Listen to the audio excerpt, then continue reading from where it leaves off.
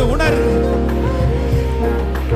ஓதாவி நீரே ஏதோ அறையில் ஓதாவி நீரே உம்மை முழு உள்ளத்தோடு முழு பலத்தோடு அன்பு கூறுவே அரங்களை தட்டிட்டே ஆராதனை ஆராதனை உன்னதத்திலிருந்து ஆவியானுடைய வல்லமை ஊற்றப்படுகிறது. ஆராதிக்க ஆராதிக்க சுகம் வருகிறது. ஆராதிக்க ஆராதிக்க கட்டுகள் உடைகிறது.